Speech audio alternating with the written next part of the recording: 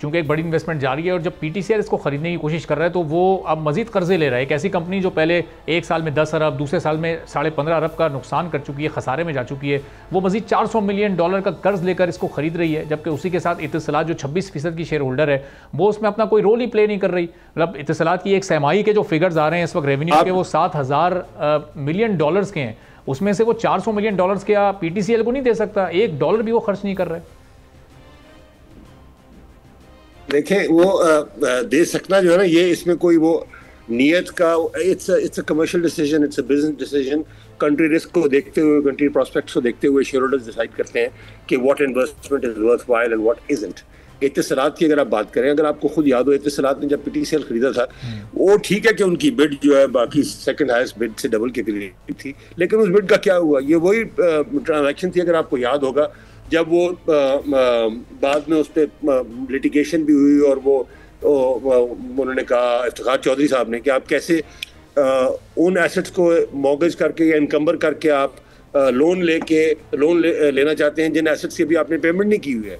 तो what I am saying is कि ये हमारे यहाँ एक इंतहाई शिद्दत से ज़रूरत है कि जिसका जो काम है वो काम करे, और उसमें दूसरों को ये पता हो, दूसरों को ये नजर आए कि इस मुल्क में रूल ऑफ लॉ है। जिस मुल्क में रूल ऑफ लॉ नहीं होगा, जिस मुल्क में फ्रीडम ऑफ स्पीच नहीं होगा, वहां पे क्या इकोनॉमी चलेगी, वहां पे क्या कारोबार चलेंगे? सो मैं विद ऑल ड्यू रिस्पेक्ट, मैं इत्तिसलात को दोष नहीं दूंगा। मैं ये समझता हूँ कि ये वो सेकेंडरी मसाइल है। अगर आपके मुल्क में कोर्ट्स प्रॉपर फंक्शन करती हो, कोर्ट ऑर्डर्स जो है वो इम्प्लीमेंट होते हो, तो आप यकीन करें आपको किसी के आगे भीख मांगने की जरूरत नहीं है। We have such comparative advantages. हमारी पॉपुलेशन, आप डेंसिटी, डेमोग्राफी उठा के देख लें, हमारे बहुत सारी स्ट्रेंथ्स हैं, जिन स्ट्रेंथ्स को हम जो है वो कैपिटलाइज कर सकते हैं अगर हमारे मुल्क में रूल ऑफ लॉ हो। ठीक है। और तो मेरा ये basically I would remain. Competition commission of Pakistan का जो इस डील में आप एक किरदार देख रहे हैं, वो आपकी नज़दीक कितना मजीद मौसर हो सकता है? जी देखिए, कंपटीशन कमीशन ऑफ पाकिस्तान के बारे में the less said the better. I mean हमारे जो पिछले, आप शुगर के केस में देख लें, बाकी बहुत सारे केस में देख लें, इवन टेलीकॉम इंडस्ट्री में, ये टेलकोज में, अगर आपको याद हो तो 4G लाइसेंसिंग की जो पैसे थे, मैं उस वक्त वजीर था, और वो $450-500 मिलियन फंसे हुए थे, और उसके लिए एक कंपनी ने स्टे लिया हुआ था, वो सारी ट्रांजैक्शन रुकी हुई थी। I mean we tried to negotiate and settle then, but in my opinion ये इस वक्त जो है ना, हमारे सारे इदारे जो है जहाँ पे सुप्रीम कोर्ट के फैसले नहीं माने जाते, वहाँ पे कंपटीशन कमिशन क्या करे? सही, लेकिन सिंपल। लेकिन जुबैर साहब, ये अगर ये इम्प्लीमेंटेशन करवाना भी तो कमीशन का अपना काम है ना। ये अगर एक फैसला हो रहा है, वो देख रहे हैं कि पीटीसीएल अगर ये इस डील में कामयाबी हासिल करता है तो ये मुल्क की इकॉनमी पर बोझ पड़ेगा। पीटीसीएल चूंकि कर्ज लेकर कर रहा है, 62% उसमें गवर्नमेंट स्टेक होल्डर है, तो उनको नहीं चाहिए कि कोशिश करें कि कोई प्राइवेट सेक्टर में से कोई आकर इस डील को पूरा करे। अभी हमने देखा जोंग भी कहीं एक कंटेंडर है, जैस की भी अभी एक समात लगी हुई है कंपटीशन कमीशन में। तो ये इस डील को कंपटीशन कमीशन ऑफ पाकिस्तान के जरिए क्या फिलहाल एक स्टे दिया जा सकता है, रोका जा सकता है, इस पर एक रिव्यू हो सकता है? ये मैंडेट है उनके पास?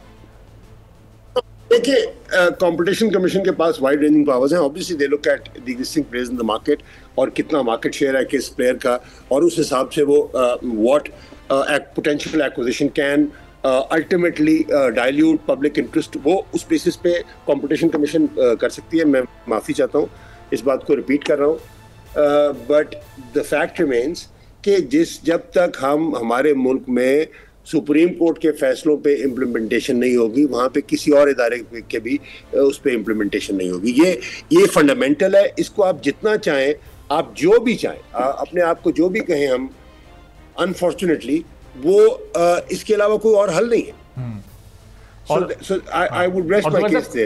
सीसीपी के अलावा क्या कोई और प्लेटफॉर्म इस वक्त ऐसा है, कोई और रेगुलेटर क्या इसमें अपना रोल कोई प्ले कर सकता है? क्या पीटीए का कोई मैंडेट, या चूंकि अगर मुल्की खजाने पर अगर बोझ पड़ रहा है तो सारे इदारों को एक्टिवली आना चाहिए, पार्टिसिपेट करना चाहिए, कोशिश करनी चाहिए कि किसी तरह इस डील को रोका जा सके। अगर मुल्क के फ़ायदे में हो तो फिर तो हर एक इसको गो अहेड दे दे, लेकिन जब हम देख रहे हैं कि एक ऐसा इदारा जो खसारे में मजीद कर्ज लेगा, मजीद खसारे में जाएगा, उसका बोझ पाकिस्तान की इकॉनमी पर ही पड़ेगा, और फिर वो एक लॉन्ग टर्म में शिफ्ट होकर इकॉनमी का बोझ एक आम आदमी पर आता है, तो आखिर कोई इदारा क्यों अपना रोल प्ले नहीं कर रहा है?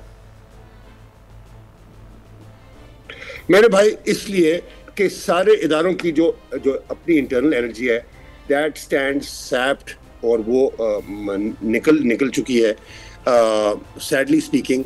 यही फ़र्क है। अब आप देखें कि आप ये अफ्रीकन कंट्रीज हैं जिसमें आप देख लें जैसे सूडान है, चाड है, माली है, गिनी है, एरिट्रिया, ये बहुत सारे ऐसे मुल्क जो आप जहाँ पे आपको डिक्टेटरशिप्स नज़र आती हैं। वो क्यों, why are they so poor, जबकि वहाँ पे आप देखें कि रेयर अर्थ मेटल्स काफ़ी हैं। उसके बावजूद ये इसलिए डिक्टेटरशिप का प्रॉब्लम क्या है? इसलिए कि power tends to corrupt and absolute power corrupts absolutely. इसलिए मैंने नहीं, ये तो लॉर्ड एक्टन ने कब का कहा हुआ है, 150-200 साल पुरानी बात है। तो जब तक हमारे मुल्क में इस बात पे कंसेंसस नहीं होगा कि आइन की सुप्रेमेसी पे सबको हाथ बांध के आइन के पीछे चलना होगा, अदलिया के पीछे चलना होगा, जिस मुल्क के अदालत के, हाई कोर्ट के, इस्लामाबाद हाई कोर्ट के जज खुद इंसाफ मांगते हो, उनको इंसाफ ना मिलता हो, तो आम आदमी को क्या इंसाफ मिलेगा? ये इशू है। और आम आदमी का मतलब ये कॉर्पोरेट एंटिटीज भी आम आदमी हैं, और ये कॉर्पोरेट एंटिटीज जो है आम आदमी हैं। सब्सक्राइब करें और बेल दबाएं ताकि कोई खबर रह न जाए।